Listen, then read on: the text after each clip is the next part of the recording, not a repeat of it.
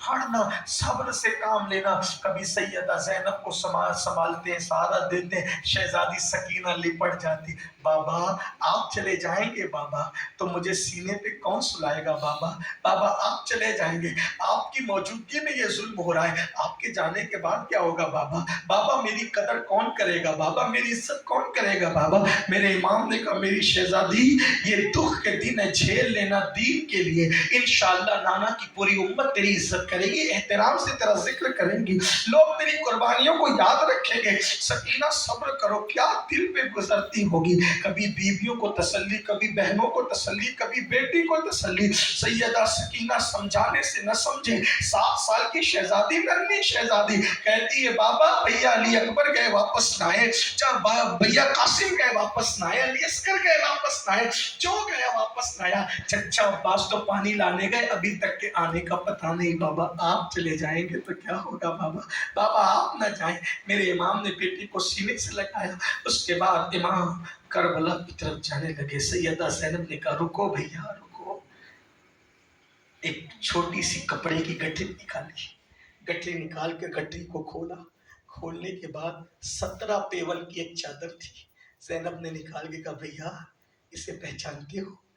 جیسے ہی وہ 17 پیول کی چادر سیدہ زینب نے سامنے کیا، امام علی مقام پھوٹ پھوٹ کے رونے لگے، اس لیے کہ وہ 17 پیول والی چادر کو دیکھ کر حسین کو اپنا بچپن یاد آ گیا.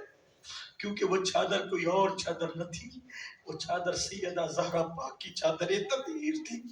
سیدہ زینب نے کہا بھیا جب امی دنیا سے جا رہی تھی تو مجھے کہا تھا زینب اگرچہ تمہاری عمر چھوٹی ہے میری لال، لیکن کربلا میں حسین کے ساتھ تم جاؤ گی تو یہ میری چادر ضرور لے جانا، اور جب میرا حسین کربلا میں شہید ہونے جائے گا تو یہ چادر اس کے کندھوں پہ باندھ دینا تاکہ حسین کو احساس ہو حسین تو ماں کی چادر کے سائے میں جا رہا ہے، تو کسی یتیم کی طرح نہیں جا رہا ہے. جس بیٹے کے سر پہ ماں کا آنچل ہو وہ بیٹا ناکام نہیں ہوتا بلکہ کامیاب ہوا کرتا ہے. بھیا یہ امی کی چادر ہے. سیدہ کی چادریں تطہیر لی، کندھے پہ ڈالا یا کمر میں باندھا، اور اس کے بعد میرا امام اپنی سواری پر سوار ہوتے ہیں. استاد زمن کہتے ہیں فاطمہ کے لاڈلے کا آخری دیدار ہے، حشر کا ہنگامہ برپا ہے. میان اہل بیت امام خیمے کو سونا کر کے، امام خیموں کو سونا کر کے، بیویوں کو آخری سلام کر کے نکل رہے ہیں. ہائے یتیمی، بچے یتیم ہو جائیں گے آج کے بعد. بیویوں کا سہاگ اجڑ رہا ہے، لیکن کتنی صبر والی بیویاں تھی، کوئی مولا کو روکتی نہیں ٹوکتی نہیں، سب کہتے حسین جاؤ اللہ تمہیں اپنی امان میں لے جائے. مولا حسین جاتے ہیں، خطبہ دیتے ہیں، سمجھاتے ہیں، بہت کچھ تفصیلیں میں بہت پہلے بیان کر چکا. بالآخر امام لڑتے لڑتے 33 زخم نیزوں کے، 34 زخم تلواروں کے، اور پورا وجود تیروں سے لہو لہان ہے.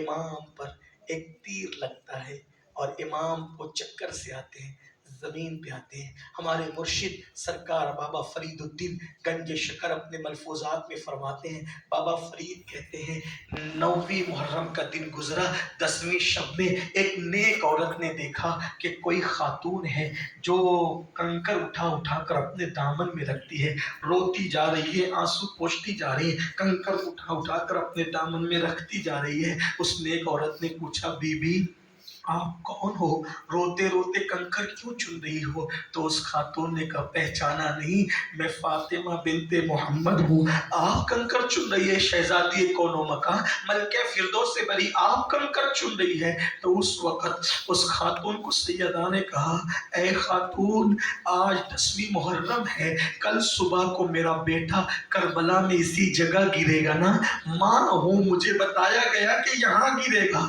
تو میں کنکر پہلے سے ہٹا رہی ہوں، میرے لال کے بدن پہ کنکر نہ چپ جائے اس لیے میں کنکر اٹھا رہی ہوں. اللہ اکبر. مولا حسین کے سر پر تیر لگا، سر پہ چکر کی کیفیت آئی، مولا حسین سواری سے زمین پر آئے، عرش کا تارا ٹوٹ کر زمین پر آ گیا. حوروں کو اعلان تھا سج جاؤ سنور جاؤ، میٹھے